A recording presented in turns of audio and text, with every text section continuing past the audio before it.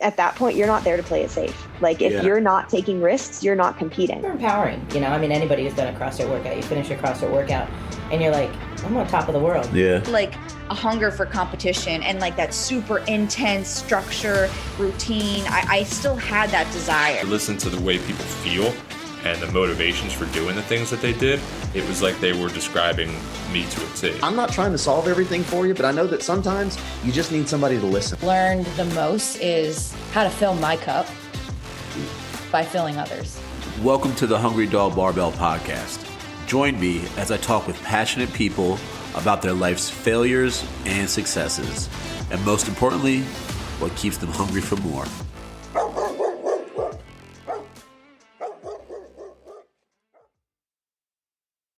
What's that saying? Oversell. Oh yeah. Undersell, over-deliver. Yeah. That's how I like to think of my fitness.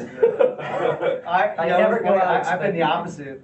I oversell and underperform. You go out hot. Yeah. It's like have like these 4 3-minute rounds where you rest after the workload for the remainder of 3 minutes, and I'm like, fuck you, I won the first round. And I'm dead the next 3. Sounds good to me, man. Yeah, dude. So, Steve, this is my first time working out with you, man. Like, what is your jam of a workout? And you can't say a 2-hour ruck. You gotta pick something else. No, I don't. So here at CrossFit Westchester, and I just follow our programming. Every once in a while as a coach, I think you have to step outside of your program because maybe your members are talking about something like, oh, why don't we do some of this? Or you get an idea. You like to see the shiny object. That's the nerd of me that likes teaching and coaching. Mm-hmm. And so if I want to deliver something or if I think something has value, I have to, I think, experience it for myself first. Mm-hmm. And what do they call it? Like skunk works, and like try things out. Or crash test them. Crash test them. So is that what you do? You do your programming before you post it? So I am no longer involved in programming because there's 3 of us that are owners, and we used to all have a day, and sometimes my ideas get a little wild out there, and it's just simpler. I like to keep the recipe. Too many chefs spoil the kitchen. Yeah. So I didn't want to. Not that I would want to change our programming, but I'm also I'm like I have the attention of a squirrel. You know what I mean? Like, hey squirrel, what? Whoa. So like I oftentimes read something, see something, and be like, oh man, we should incorporate that. We should do a little of this. Yeah. And I'm not necessarily wrong. But you already have enough incorporated. But we can't, you know what I mean? It's like, and so I just took it. I was like, hey, I don't want to be involved in programs. I get it, and there should. I think the way we do it at Rehab, there's definitely like a linear progression of some sort. It might be broad, but there is a progression the way we do it. And I think you can have fun metcons with all types of shit in there, but the strength part should have some sort of progression. Wait, so you I don't have a jam. I don't have a jam for certain workouts. There's I am just a believer in the methodology. Mm-hmm. So I think if I do have a jam, well, I don't need to do it. Yeah. Because then it's just like if it's easy or I like it, that's probably because I'm getting good at it. Yeah. So and I don't think there's anything that I'm like just great at. Mm-hmm. For whatever weird reason, I've been a decent deadlifter. Like I've always surprised people because when people look at me, I'm a lanky dude, a short torso, long orangutan arms. My son, I have a son who's 30 now, and he's CrossFitted and he's coached at other gyms and things. And he's like, Dad, you're kind of like built like a frog. And I'm like, you know what? You're absolutely right. I have this short little squat torso and I have these kind of like long dangly limbs.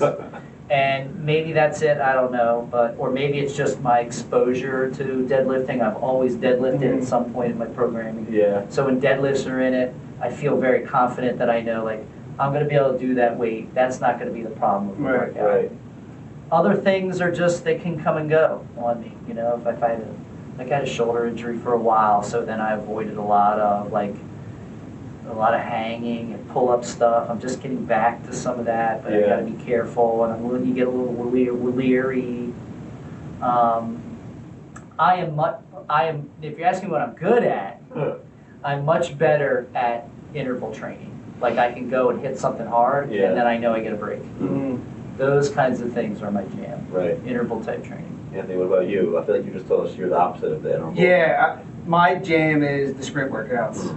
You know, where like the Frans, the Isabels, the Graces, like where we just have to go as hard as we possibly can for like 3 minutes. Yeah. Like that's my jam. But it's to your point, like it's easy for me to sell out. I wish. In under 5 minutes. Right. Like somebody at our gym, Justin and this guy Greg, they're really good at the long workouts. And the only time I have a chance to even beat them is with the sprints. Right. The long duration workouts where you have to pace yourself for 18, 22 minutes. Yeah. I'm getting better with those, but the short mid-range, mid-weight barbell with a pull-up bar, like that's always what I've been good at. I have a hard time being uncomfortable and then it's extending. Yeah. Like being uncomfortable, Holding not a knowing high what output level for, yeah. I have a hard time with that. So when I do workouts, something like that, it's more of a, I have to think of it from a mental aspect of like, I have to practice that. Yeah. I'm kind of like suffering a little bit. Well, we've done them for so long, right? So Yeah. like you know how long it should take. Oh, so right. the pain in my head's only going to last X amount of time. Yeah. You know what I mean? We're Yeah. like, if it's just a 5 rounds per time, you're like, shit, I don't know how long this is going to last. Right, dude. right. I hit that's that wall what I and I like. just start fizzling. I'm like, I start negotiating with myself. Yeah. I start going, yeah. you know what? No, I'm trying to do this for quality. Yeah. You know, Take the like, extra chalk break, it's fine. Right. You know? Yeah. I think it's so funny how the different time frames on workouts can change how you approach them too. No, for sure. Where you're like, okay, this is 3 rounds for time, and it should take around 15 minutes versus a 15-minute AMRAP, right? Oh, like yeah. the intensity that people were going to bring to those two different things. I feel like you told me this before, Steve, but do you remember your first CrossFit workout? Oh yeah. It was like Filthy 50. Oh. I think I that was the one that sticks in my mind that I remember. So I worked in corrections, I worked at a jail. Really? And I kept coming, and I'd always been working out. You know, I did martial arts, and then it was like, hey, you gotta, do some other things, and lift weights and all that. And then I kept going and looking on the internet about like, oh, what do like SWAT guys do? What do like police officer work? Things that were like, tactical fitness started becoming this immersive thing that came out. And I kept coming across CrossFit, and it was like 100 pull-ups, like that, 300 squats. Like what? That's nuts. It did seem so overwhelming, right, when you started. I said that's I'll never be able to crazy. do that. Yeah. Because all you saw was that WordPress site, and you were like, there was no context, and coming from like most of us or people my age, it was like bodybuilding, Arnold, all that. Right, which was like. Everybody was on steroids. It was like muscle mag. You didn't know that. I didn't know that as a kid, Right. teenager. And PE class and all that. So you're like, it was totally like, what does that even mean? What is that? So then I just, I'm a nerd, so I fell in love with the journal. And I just started like a sponge, watching all the videos, reading all those early journals when Greg Glassman used to write them. Right. And I still rely on those in my coaching perspective today. It's like, it was such groundbreaking, like, thinking. And you were like, whoa, like, that's deep. But I did the Filthy 50. I think I started, and I did it in our staff gym. So we didn't have wall balls or any of that kind of stuff. And I'm like, didn't know how to kick. I'm like trying to do some kind of a jerky pull, jumping pull-up-y thing. Well, I think it is. No, it's jumping pull-ups. This is the Filthy 50. So I was like, all right, I get this. And box jumps and stuff, like jumping on a bench. But I was so used to, you shouldn't be lifting, if your lifting session goes more than 45 minutes and you're not on gear, that's probably it. You're at the end hormonally optimizing a good workout, strength training and all that. And I'm like, oh yeah, I don't want to be doing 45 minutes. So I stopped myself at 45 minutes. I think I was maybe halfway, right? Because I didn't understand scaling or anything. And I was like, it's like a 25-minute workout. Right. So and I didn't get it. I was trying to do everything that it was telling me to do, and like in my idea. Yeah. And so that was like my first workout. Oh man, what about, well, actually before I say this, dude, how was like the rest of the staff reacting to that, to let you do it? Well, they were all bodybuilders. Some of them may have been using a little help here or there. But they were all like big guys. They were like 200-pound dudes that played football. Like, who goes to work in a jail? You know what I mean? Yeah. And I mean, I'm 6 foot, and at my heaviest, I think I started like in my 20s. I'm 53 now, so I was like, my heaviest I ever was at was 215, and I wasn't fat. I mean, like, I was working out, I was decent, had some decent strength and stuff. But here's all these guys like, 200 pounds, whatever, and if they were like overweight, they would like, oh, I'm a powerlifter. Yeah. And I'm like, oh, okay. Yeah. And then, it was like, you got to rest a lot. these guys were like benching 315, 400 pounds, but they couldn't do a pull-up. They couldn't run a mile. Yeah. So we had a tactical team in the jail. And of course I wanted to get on that. You had to be there at least a certain amount of time before you could try out for it. Of course, one of the tests is you got to run a mile. Yeah. Because you have to have some type of aerobic fitness. And most of the guys and people that I worked with, there were a lot of people that had been in the military, a lot of Marines or ex-Marines and things like that. Yeah. So they're so drilled into their head, that PMT, that 3-mile run, and that kind of stuff. So, or 1.5 miles or whatever it was, I forget. Back and forth. Yeah, so they were like, oh, what are you doing, your Richard Simmons workout? Are you doing your jazzercise today? Yeah. Because I was like mixing in my strength work with these functional fitness, man. Yeah. And I was like, able to move. I was like, all right, dude. And it's funny because the one guy who was giving me a hard time, he was a really great guy, named Scott. And he had been overseas, he'd been in the military, been in the Marines, then he like re-upped and went back into the Army because he was like, Just about that action. all about that. And he's like, yo, man, like they just changed our PFT all around because of, at that time, Greg Glassman and CrossFit were doing this, I think it was called Operation Phoenix. I think that's what it was called, where they had teamed up with the Marine Corps to help them revamp their physical fitness test. Yeah. And so all of a sudden, he's like, yo, the CrossFit stuff's like legit. Yeah, and I'm like, oh, I know, man, you're drinking the Kool-Aid now. They've been trying to become like full-time partners with the United States military like every decade for the past like 30 years. Yeah, I know they've done some things with like the Army now. Like when you go to, and I don't know if this is still today, I just remember when you went to West Point, because you come out of there as an officer and their idea was, hey, it's whether I'm in charge of however many men I'm going to be in charge of, it's going to be, when we are deployed and out in the field, it's their job to keep your men fit. Yeah. And so everybody that went through West Point, I think, got a CrossFit Level 1 certification. Yeah. As part of their I was thinking about this before I got here. I started CrossFit the year before Rich Froning won his first one. So was that 14, 13? No, I might have even been longer than that. That's it. See, you got what, 5, 4? He got 4 or 5, He's got and then 4, there was a break, Matt's got and 5. then, yeah. So he probably, I think Frazier took his first one in 17. I think Ben won in 16. Yeah, because there was a gap with Ben and Rich, I think. Well, it was Rich went 4 in a row, and then Matt thought he was going to get the next one, but Ben got it. Yeah, Ben took him out. And then Matt went on his 5-1 streak. So let's call Rich's 11. Yeah, so it's been like 13, 14 years. But, I was always in the gym. I played football my whole life. I'm a certified personal trainer. I was a strength and conditioning coach in college. But, yeah, I've always been in the gym. But to your point with the workout, the Filthy 50, the first one that I know that was the worst one I've ever done was, I think it was called King Kong. Oh, wow. I don't know what that is. So that was back when so CrossFit used to have all those specialty courses. Yeah. Then they like wiped the slate clean. There were no specialty courses. Then they've started to kind of bring them back into the fold. And there was a strongman specialty course. It was a hybrid athletics. And I can't remember that dude's name. It escapes me right now.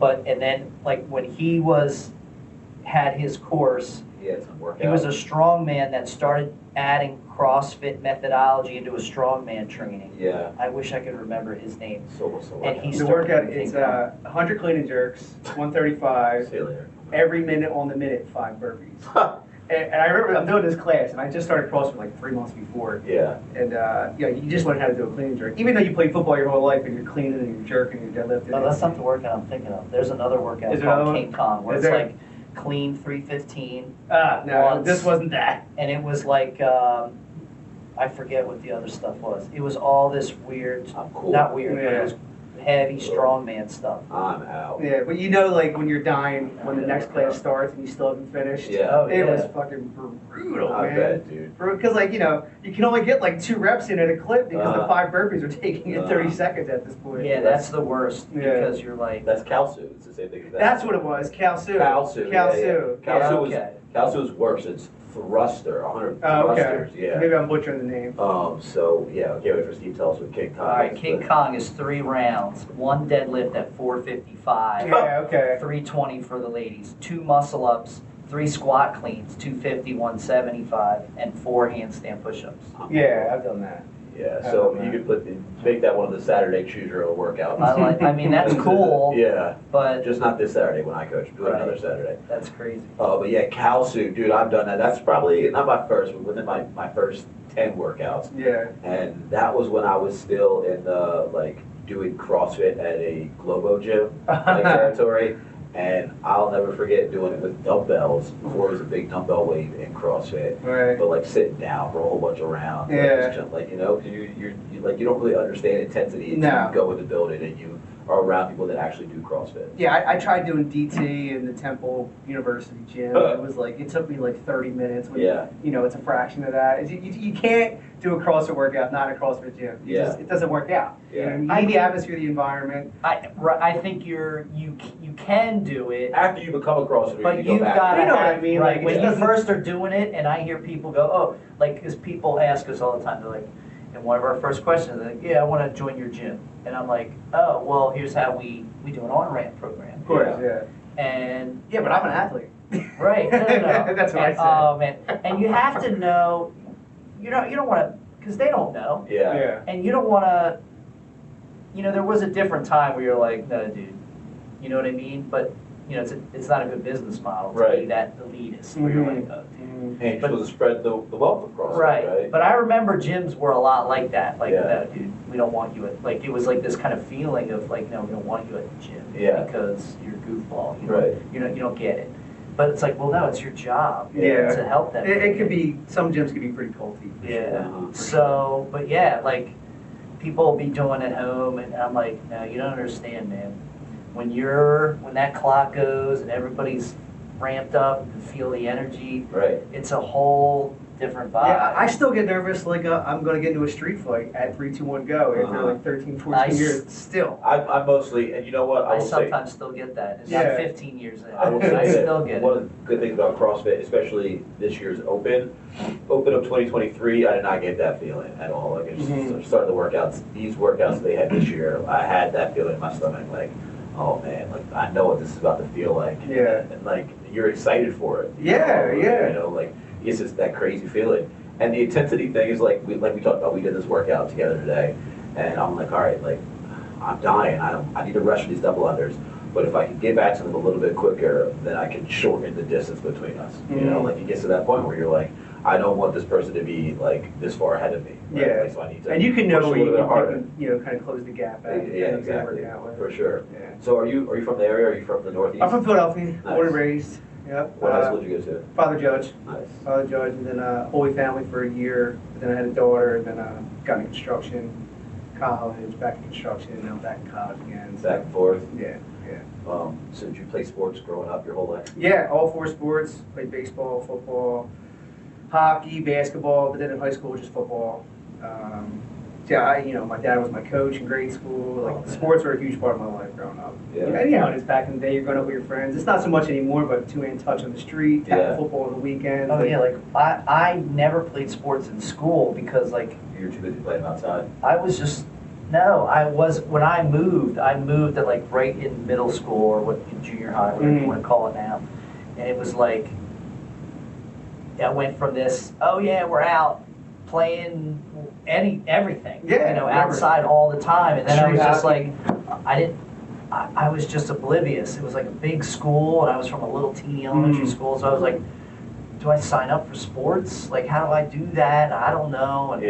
And then it was just, it just never really happened. It wasn't until like, I think 8th grade I started wrestling. Did you? Kind of figured that out a little bit. Yeah, that's one thing. And then I sucked at that because was like all the football players would suck weight. And I was like the scrawny, like, ooh, I started doing jiu-jitsu about 6 years ago. I only did it for 2 years. I tore my bicep. But one of the guys on the job was a D1 wrestler for Cornell. He said, come to my gym and we'll work out. And at this time I'm like 35, he's 22. And he just like came in second in states or however it works out. Right, fresh off the off team. Oh my God, dude! Like there was no off button with this dude, and I'm dying. And he's letting me get him in positions, and then he would just choke me out, and it was brutal. Greatest guy ever, dude. But man, there's wrestlers. They're just a different breed. Yeah. They'd be great. The guy that just won the game was a wrestler, wasn't he? What? Jeffrey Adler? No, the one before that with the mullet. He's a wrestler. Yeah, Medeiros was. Yeah, he's a wrestler. Yeah. They're sick. Chris Spieler was a wrestler. Yeah. They have a very... I used to watch his videos on how to learn how to do butterfly pull-ups for hours. Same. Yeah, he's Spieler. That was the first like fitness CrossFit book I read. Yeah. Book. It's my favorite one, actually. Yeah, wrestlers have a very different work ethic. And it's because, like, their training, if you look at their training, they just drill the shit out of them. They make them run forever, and I'm like, why are you... Like, their training... I think sometimes it's a little too much. Yeah, they would do more running. When I did indoor track, like through shot put in the wintertime, the wrestlers would do more running than all of the runners there. Right. They're just running up and down the stairs like they're at the gym. It was this idea of outlasting, but the problem is like, right, it was just you were being trained, like your coach was trained, like that kind of thing. And I think there's a lot of guys that just didn't understand how to maximize this time frame of how long you really going to be needing to do things. So things could returns, like we talked about earlier. Yeah, like you could be going into overtime or whatever. How long is a wrestling thing? 3 minutes. 3 minutes. Sure. And it's very different. Yeah. It's a very different thing than going and running, for 5 miles or 3 miles or whatever. Be setting in a pace and physically trying to move another human being is, it's like fighting or boxing. Yeah. I think that wrestlers, though, what they do better than a lot of those other sports that are individual is like they develop team like camaraderie better than like a track team or like anything else like that. It's like the support is because you're out there on the mat, you feel your whole team like like you develop that through those suffering sessions. Sure. And you're wrestling each other and you're trying to make everybody better. Yeah. Kind of thing. So I've definitely noticed that like your action sports people and your MMA people, your wrestlers, they develop camaraderie even though there's like nothing to do with the rest of their teammates. They perform as a team better than like track athletes. Sorry. Well, it's like you said, they all experience the same thing. You know what I mean? It's chaos, it's brutal, it's torture, and they all kind of. You're more than likely to watch your teammate wrestle, even though it has nothing to do with you. Yeah. You are like shot putter. I like never watched the 4x4. When I was throwing shot, like it just didn't happen. It's the suffering, I think. Watching somebody run, somebody who's really good. Take any. I don't know, I can't think of anybody off the top of my head, but think of anybody who's been a great gold medalist or Olympic. When they're running, they're just like, yeah, they're you can tell they're running hard, but they're not. It doesn't look like they're suffering. Yeah. But when you watch CrossFit, when you watch somebody wrestling, there's suffering there. Yeah. So that's a very bonding experience, I think. So, dude, back to like sports and growing up. I remember the time period, like I can remember it vividly, like going from 8th grade to 9th grade. I went to Haverhill Horsham, so we had middle school and high school. With middle school ended at 8, high school started at 9th grade.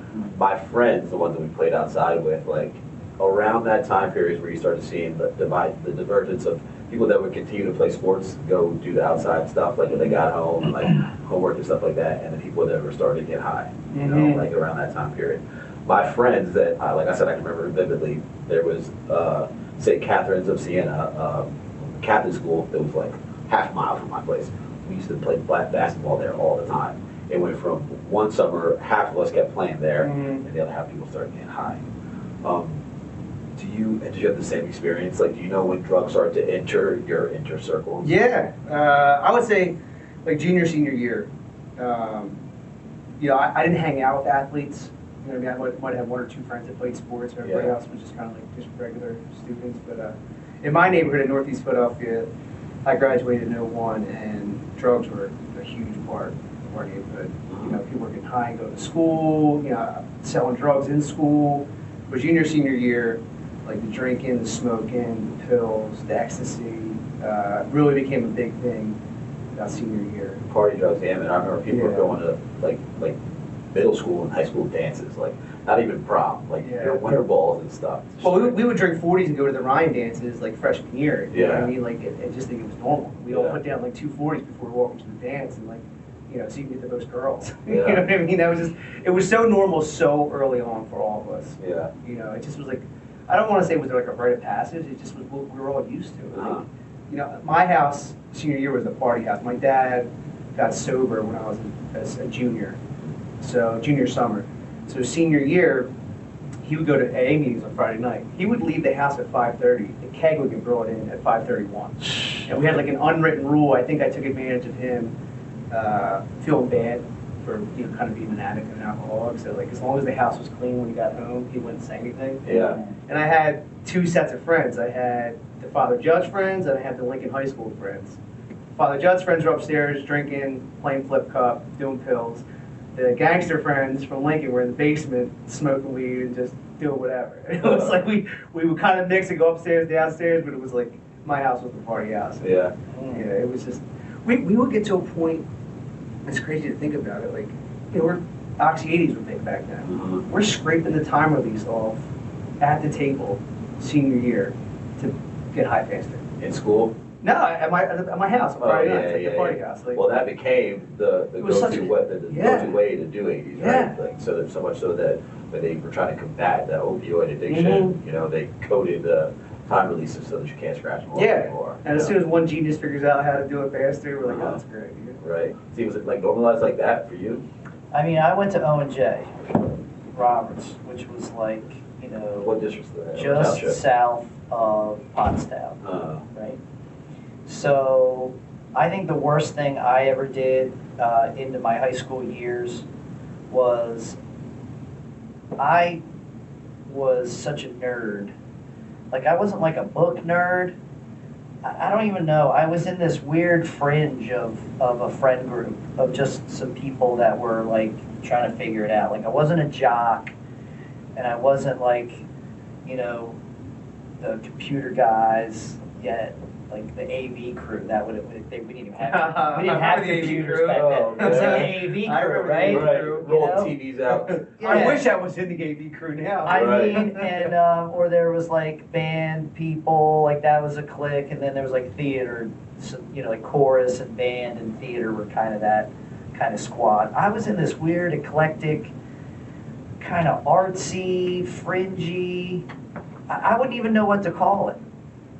And we were just all kind of figuring it, you know, I was just figuring it out. Yeah. But like other kids in my neighborhood that were like more popular or whatever, that were like, there was a guy, you know, he had like 3 brothers, so that was a little bit of a different scene, you know what I mean? My sister's like 10 years older than me, so I didn't see her go through a party phase for real like that. Like, she was always just so, like a second mom or anything. You're 6, she's 16. Right. So, you know, that wasn't a thing. Like, so the worst things I were doing, or anybody I was kind of hanging out with, is you would try to scramble around some alcohol. Because everybody's parents had a bar, and my parents weren't like partiers like that they were like having people over, so they had this old liquor sitting there. So I'd be like, little bit of this. Yeah, mixing them all together. And we call it jungle juice. I mean, I know jungle juice had a bigger thing of like where it actually tasted good. Yeah. You know, like you guys are just mixing stuff. I was just whatever, and it tasted horrible. But it got you drunk. You know what I mean? So I think a couple times I snuck out, but I didn't even sneak out. What we did was we were like, my group was into camping. So we'd be like, oh, we're going camping. And then somebody would drop us off, and we would go camping at French Creek State Park. Yeah. And we just be drunk in the forest. You know what? Roasting hot dogs and not really, but just get drunk. Yeah. But like in the, you know, like somebody said there's like a song, going out in the cornfield drinking, you know, it was a lifestyle. Drinking alcohol. I'm sure you do that a whole bunch growing up. That's what we did a whole bunch too. You know, it just keg parties in the woods. Keg parties in the woods, dude. Like we went through a stand of like people were breaking into vacant houses too when we were in high school, and it's like looking back, like, dude, we were committing crimes. You know, like so like that was happening. Like It seemed so innocent. It seemed so innocent. It really did, man. You. It's just a Saturday night in the Northeast. That's how we looked at it. Well, did you ever get your dad be like, oh, yeah, I did that. Yeah, well, I've done some worse things. You get this rationalization of. Yeah, so like you're saying, right? Like your dad was in AA at that time period. Mm-hmm. Like, did he talk to you about this stuff? No, he didn't really start talking to me until I got to the Carpenters Union. You get paid on Thursday, you miss work on Friday. That kind of shit would piss him off. Right. You're gonna lose that job. You're gonna lose that girl. He never talked to me about getting sober ever until I actually went to my first rehab, and then obviously our relationship changed at that point. But yeah. He never tried to get me sober. He would just let me know that what I was doing was messed up, and I'm gonna pay at some point. He never beat me down over the head. Never really. I mean, it's always great dad, always there for me, but he never tried to press me. Yeah. Do you think that's because of his own, like whenever he had his come to Jesus moment, when he's like, hey man, I gotta make a change? Well, that there's probably people in his life that he's like, I'm not listening to them. So he felt, this is just gonna fall on dead ears until you're ready. Well, you're probably right. When I found out my dad was on heroin when I was in 7th grade, and from 7th grade to junior year, my mom was still around. So he stole money off me once. He ruined my sister's birthday once. A lot of things, but nothing we did was going to get him sober. Yeah. Ever. And I think he knew that. So I think that's probably why he didn't press me. And my sister, she's sober 17 years at this point. He never pressed her either. He just was always there for us, like led by example. You know what I mean? And that's the biggest thing with sobriety, with AA, especially with AA. Like, you're not going to stop till you're ready to stop. Yeah. There's just no way. Nothing he was going to say to me was going to work. Uh-huh. You know what I mean? Until it sounds cliche, but until the pain got great enough, like I was going to do what I wanted to do. Uh-huh. You know what I mean? He just was always there and supportive. He never kind of beat me over the head. I don't think that's just isolated to sobriety. No, you're 100% right. It's behavior change in general, because I've coached a number of people in trying to change their behavior with nutrition, or fitness, or anything. Work, school. If you're not ready for it, it's not going to work. Yeah. You can be the best coach, best whatever. You can inspire, right? And I think that's where people get some things messed up. They're like, oh, I'm not motivated to do that. Well, there's days I'm not motivated to work out. Right. 100%. Right? It's a discipline. That's right? all it is. I just talked about that with Lauren, right? Like if all of your success and all of your goals lie on the other side of motivation, then like you're gonna fail quickly. Because you need to be you have to find your ways to be successful without motivation. Right? Yeah. So if you have to rely on it, it's going to lead you in a really dark place. Yeah. So you got to be inspired to make a change. Yeah. I think, and that is intrinsic. Yeah. Right. And listen, my son, he went through some things when he was in Squee Live with me during high school years, and he started, with marijuana. And it was just like, was it that bad? No, he wasn't doing anything that bad, but I tried everything. I mean, one day we tried counseling, I think twice, therapy. And later in life, he's like, Dad, I just did that to make you happy. It didn't do anything for me. Right. Yeah. And I was like, all right. Yeah. And I didn't know that, but having him tell me that was like, oh, okay. Yeah. And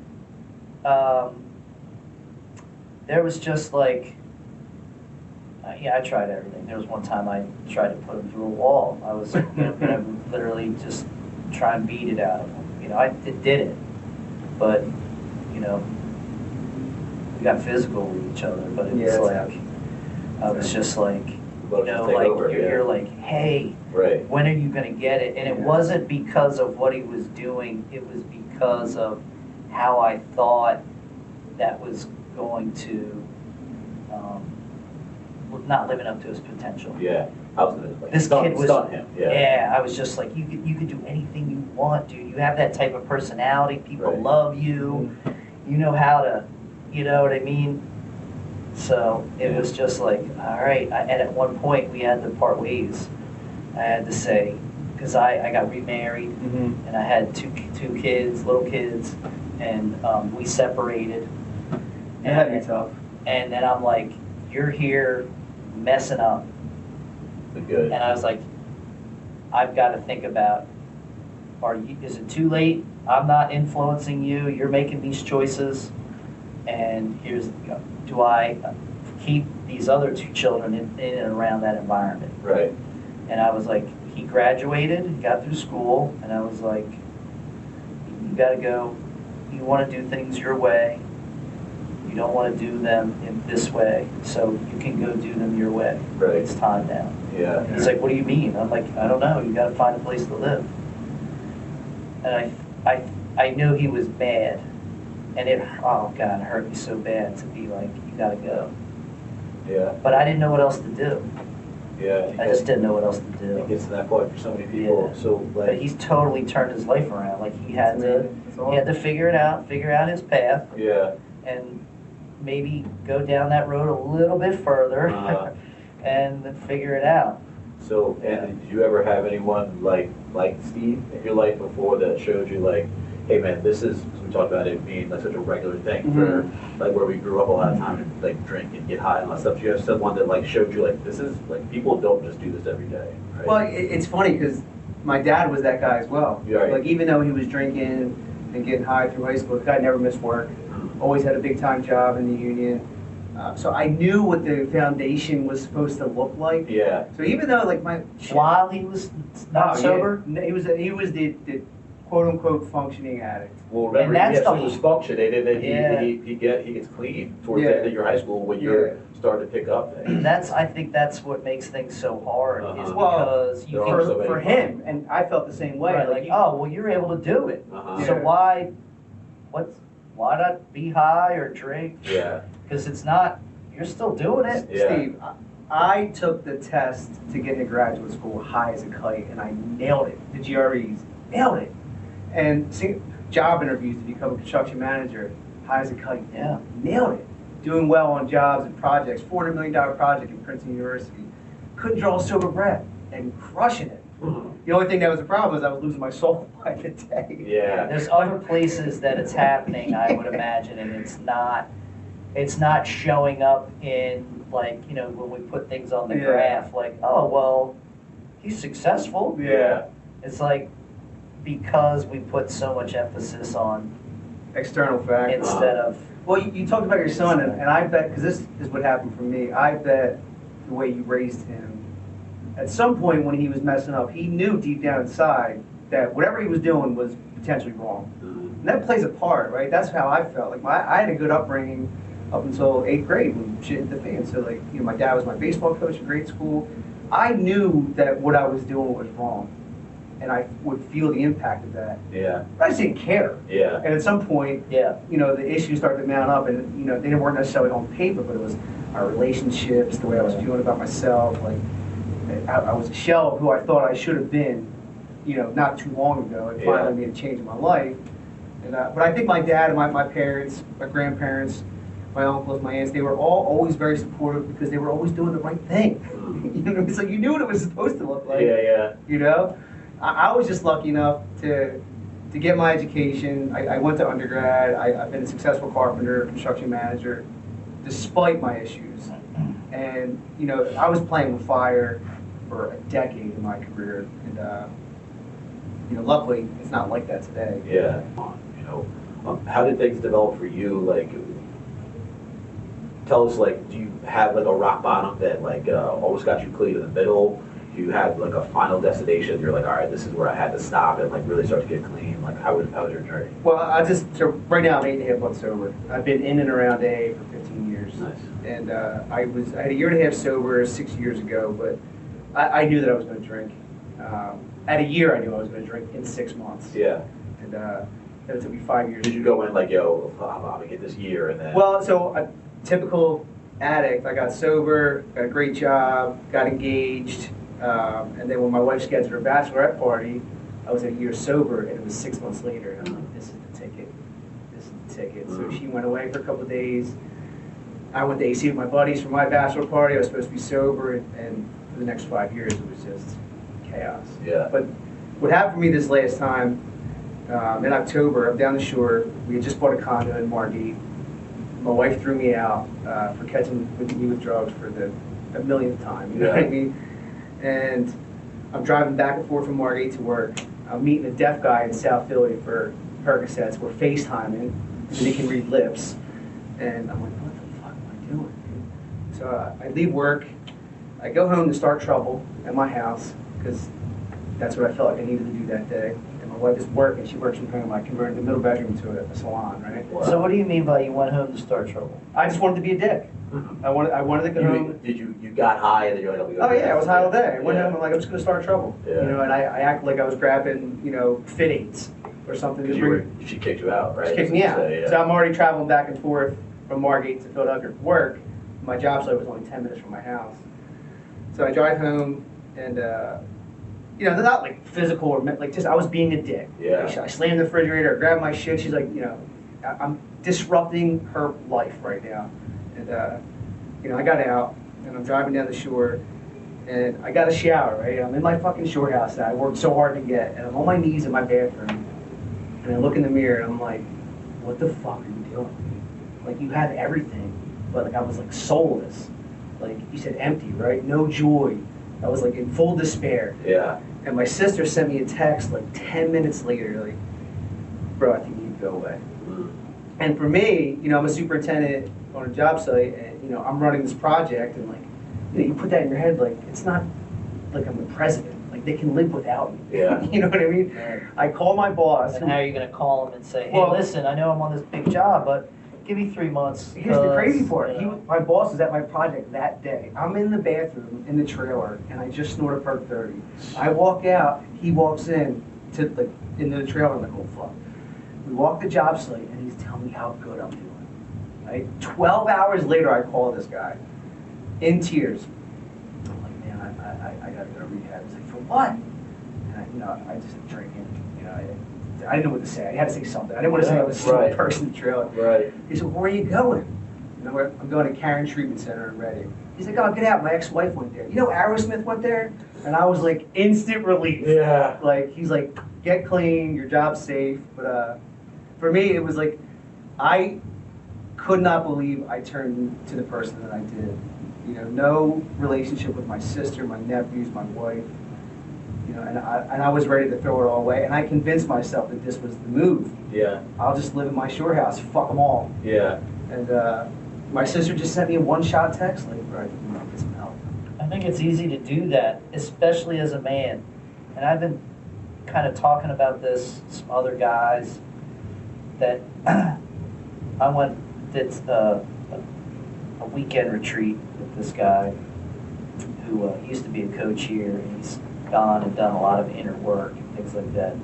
And anytime I'm in a group of men and we're sitting down and we're talking about life, there's a couple perspectives. One is like, oh, I thought I was the only one fucked up. Yeah. There's a lot of that. Yeah. Right? And what's keeping me from being the guy I know I can be or I want to be, and it's fear. Yeah. 100%. Those two things together. And it's because as men, there is this stigma of, if I'm not like falling down, killing people, whatever, I'm right. You know, it's not like that guy. Like, you know, when you see like pictures in Kensington where people are like on the sidewalk, bent over, and they're homeless. Mm-hmm. That's not me. Right. But that dude was probably you at some point along his journey, you know? And I agree. You know, I agree. People, that's we're all, we can talk about. We're all one step away, one bad day away. You know, it's the 1%, right? And it is in these choices that we make. When I used to teach, well, I still teach, but like, so firearms, right? If you're close enough, I can be a little off left or right. I'm still going to hit you. Right. But that little off here, as I go further out, that little off takes me on a completely, I could be a different planet. That's interesting. Yeah. So when you think about, oh, that's not me, and I think that's what people have a hard time when they try and find sobriety, they try and find help, therapy, no matter what the problem is, right? Drugs, alcohol, relationships. You're like, you look around and you're like, well, you either lean into, oh, that's not me. I'm not that guy. I think my son had a hard time with that. He would go to therapy and all these people are, you know, kids are sniffing gasoline and paint cans to get high. It's like, I'm not doing that. I'm just, God, everybody at the school's smoking weed or doing whatever. What's the big deal? Drinking, you know, getting drunk. That takes us back to what I'm we not talked that about guy. right? Like it becomes, people normalize it, you know, normalize it so often. I will say that I think that the two things you said are super related and tied together, and that men are afraid of they fear vulnerability. Well, let me ask you this. Right. This is an easy question that brings it right out to the light. Did your dad ever sit there and talk to you about how to deal with your feelings? No, my dad was never in my life. There you go. And I had an older brother that was 7 years older than me. Never. Now, your dads are leading by example, right. but you got to think like, this is where they use these terms, generational trauma. Yeah. What are you going to do to break the cycle? I hate using all these buzzwords because it kind of, you're like, ugh. Right. But it's like, it's a real deal thing. Like, I know my dad, I remember hearing these stories how my dad said his dad was a real a-hole. Uh-huh. And my dad was pretty strict, very critical. Uh-huh. Great dad, he did the best that he could with the tools that he had. Yeah. And when I was able to get to a place and learn, you know what, my dad did the best job he could, but he just didn't know because he didn't have the tools. He wasn't going and reading books about how to deal with your emotions or doing breath work, therapy, or any of those things. So like, men get in these, they think because their thing is so little that they're like, I don't want to, who am I going to bother somebody with that? Yeah. Like it's not a big deal, or I don't, it's embarrassing. Yeah. It's a fear. We think we're supposed to shoulder all the burden, so we don't want to pass on any other If not, burdens. you're a weak ass. Right. Right? Exactly. And where do we learn that? I mean, part of that is just, part of that's our job. You know what I mean? Like, we're the protector. When people, who do people in your relationship look for when it's time, but will suffer in silence? Yeah. I just heard someone talk about that. When a man is silent, he's in pain. Right. Yeah. And that's been my life. Yeah. Your wife's right there. I could say whatever I wanted to her about how I was feeling. Right. I just won't. But that's part of that's a woman's. Part of that is just some, I don't even want to call it genetics or personality. I mean, it's like men are for Mars, women are for Venus. Like a role we feel we're supposed to play into. It's just women tend to be more in touch with their emotions, and you could play that off to a lot of things. Yeah. That doesn't mean every woman is. I mean some real cold-hearted ladies out there. There you go. Hey. Right, that are straight up like just like hanging out with dudes. You know what I mean? And men wanna withdraw. We wanna like machinate over it. We wanna let me think about this. We try and use some logic to figure out our problem because we're not attached to our hearts and how is this making me feel? Because nobody ever. It took me. I'm 53. I'll be 54 this year. I've only heard about this stuff in the past year or so. Right. I went to marriage counseling. Yeah. But it's not the same. It's not the same as learning about like, what does it feel like to feel a feeling, and then be like how to deal with that. Express it. How do you express it? Yeah. Because I don't know how you are. My go-to is anger. Right. It's I had so another easy for me to do. men's podcast where we talked about that like the most accepted men's emotion is anger. Yeah. Like there's nothing between neutral and anger, in so many cases. And really, you're hurt. Yeah. But it's not cool to be hurt Yeah. because then you look like a wimp. Right. But I'm gonna, but meanwhile, it's like when you really can sit with that and let the immediateness of things and go, no, you know what? That really hurt my feelings when you said that to me. You know what I mean? Like, that's why we're laughing. It's like, so like, nah, I could never, I could never, but Right. I mean, It takes me back to what you said about you were like, I'm gonna go start some trouble. Because like one of the only ways that we know how to react is to, I'm hurting, someone else needs to I wanted to Yeah. pick that part. I think I heard bad and before, unpack like I'll show you, like I'm hurt, but I'll hurt you more, or something like that. Hurt people. Yeah, there's a saying that I've heard before, like in the room. Well, you're looking for the connection. Yeah. Is what's really happening. And when you're trying to, in my opinion, is you're looking for a connection, and I don't know how to back down out of my position, because then it means I got to deal with a lot of other stuff that I pushed down, not admitted to. Right. I'm wrong. Like all of that, it's much easier in the moment to build that up because we draw on that, and I think that comes from a genetic. It's buried in our DNA when things are going on. Like we got to step forward and kill the dinosaur, kill the saber-toothed tiger. Right. That can protect the family, like that type of thing. And I think it's easier for us to switch that on than typically for a female to do. Yeah. And so we're gonna lean into that and be like, you know what? I'm gonna go start some trouble. Yeah. Right. Because now I'm gonna get something. Right now I'm not getting anything from you that I want. I really want love and understanding because I'm really hurting inside, but I don't know that. Yeah. I'm gonna blow it off like I'm feeling pain, so you're gonna feel Oh some pain. man. You think about little kids, right? Throwing tantrums, like some emotions and reactions are just natural, right? They don't need to be taught, and that's usually rooted in the kid wanting to be seen, and they don't know how to like broker, like, hey, this is what I'm feeling, this is what I want to show. And it might not even be anything from that moment. Right. It's something that They don't know. a buildup of emotion that they couldn't express because they don't know how to express it or deal with it or think about it. Yeah. And so they just go ape shit. Yeah. And they're like, ah! Yeah. And it's just off track behavior. Yeah. So the name of your podcast, your show, is Day Before Rehab. Is that born of the story that you're telling right now? Yeah, so the day before rehab was the worst day of my entire life. Yeah. I never thought that I would feel that pain ever in my life. I'll give you an example. I was sitting in my trailer probably a week before rehab, and at that point I went to a psychic. I tried these kratom pills that get you high, but they're not Percocets. Yeah, I've heard. I tried the weed gummies. Is this to try to like not go? Anything but stop getting high. Anything but go to rehab. Yeah. You know what I mean? And like that's just where my life was at. Yeah. And so I got, the day before rehab was the worst pain I felt my entire life. And the reason why I started that was about a month after rehab, to come home, I had to get a therapist. My wife wasn't going to move back home unless I got a therapist. And I'm talking to this guy, and he recommended, kind of like in jest, but it was also serious, to write a book, to track my journey as a layer of accountability, right? And I'm like, I can do that. And I get home, I'm talking to my wife about writing the book, and she's like, you should start a podcast. And I'm like, that's it. Day Before Rehab podcast. Yeah. And it's like, for me, it's just another layer of accountability. You can't have a Day Before Rehab podcast and be relapsing every day. Right. You know what I mean? So that pain of that day translates to so many other people, so many other traumas.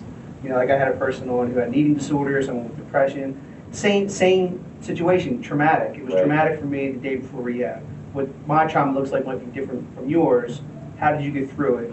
And that's what I want to learn about. And that's kind of where the podcast came from. It goes from like, oh man, I'm sitting down in these spaces talking to other people and I'm so different than them, like I'm not as bad as them, to, oh, I'm hearing myself in all these different people. Absolutely. I'm hearing my struggles in all these different people. Yeah. And like, how can we come together to like get through this? Yeah. The one thing that they taught at treatment this time was the opposite of addiction is connection. And you kind of just touched on it. Yeah, everything in me, I'll give you a perfect example. The past couple weeks, I have not felt joy or pleasure in anything in my entire life. I think I've stretched myself a little too thin with school, not necessarily the podcast, but I put all these expectations on my life, what it's going to look like after I get my MBA. And I just decided yesterday, I'm just going to focus on the MBA. I'm not going to focus on the job I'm going to try to get after the MBA. So I went to the gym, I went to the meeting, I talked about it, and now I feel better. Yeah. You know what I mean? But this has been a relapse story my entire journey. I put all these expectations on myself. I feel bad that I'm not accomplishing them as fast as I think I should be. Right. I get sad. When you get clean, you're like, all right, I'm double time. Yeah. I gotta do this, gotta do it. Yeah, and I finally was willing to talk about it with certain people, and I got through it. And my therapist calls it money in the bank. Right? You get through this experience, you got through it, how'd you get through it? You learn, you remember, you can get through it again. Like one of my biggest issues was getting high after vacation. Because the world's falling apart at my job, like how can I deal with work when I get back from vacation? Nothing happened. Yeah. But in my head, it was catastrophic. And the only way to handle this Monday was to get high. I've been through a couple of vacations sober, and like it's money in the bank. So everything at this point for me is just learning how to get through an experience, remember how I did it, money in the bank for the next one. Yeah. It sounds a lot like this overall arching theme of mindfulness. Yeah. Being aware, more present, being in the moment. Putting one foot in front of the other. Well, this too shall pass is like, I couldn't grasp that concept. Oh, it was always, no, I'm going to feel the same forever. Well, you know when you're sick or you have the flu, you're like, I'll never feel better ever again. Yeah. That's how I would think. Right. Like when I'm sad, like I'll never not be sad unless. And I think you have to give yourself some grace there because it is true. Yeah. When you are in that moment and it is the worst thing